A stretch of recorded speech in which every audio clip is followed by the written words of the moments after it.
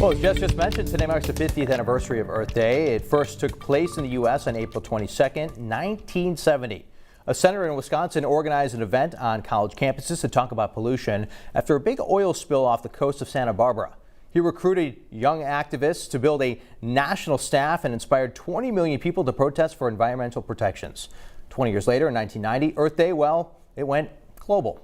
Today, Earth Day has more than 1 billion people taking part in the day of action. And even during a pandemic, there are ways that you could join in. Clean up trash around your neighborhood or plant a tree. People took to social media today to organize, calling for action and systemic change during this pandemic. Well, here are some sobering fast facts about pollution. Did you know 1 million seabirds and 100,000 sea mammals are killed by pollution each year? And 40% of lakes in the U.S. too polluted for fishing, aquatic life, or even swimming. That's according to DoSomething.org. Also, the United States produces 30% of the world's waste and uses 25% of the world's natural resources and is the second largest producer of CO2.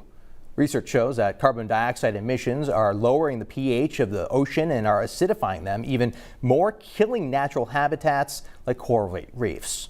According to the Ocean Conservancy, over 8 million tons of plastics enter our oceans each year. That is the equivalent to dumping a truckload of plastics into the ocean every minute.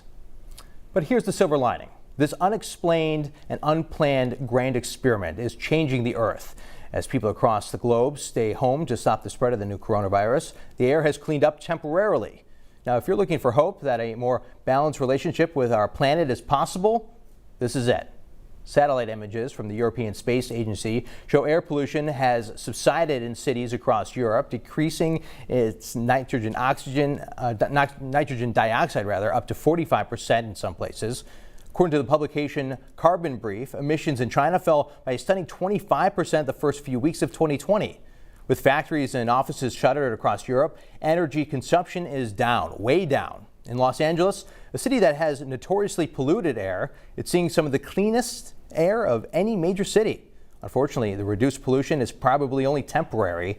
As lockdowns lift and commutes start to resume, air quality across the globe is likely going to decline again if we don't change our habits.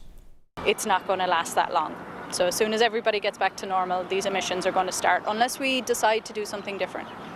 The reality is, as quickly as we have flipped the switch off, we have likely flipped back on when countries like the U.S. and China begin to reopen.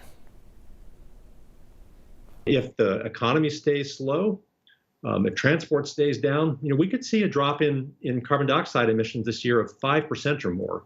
And that may not sound like that much, but we've never seen that in the past 75 years, maybe going back to the end of World War II.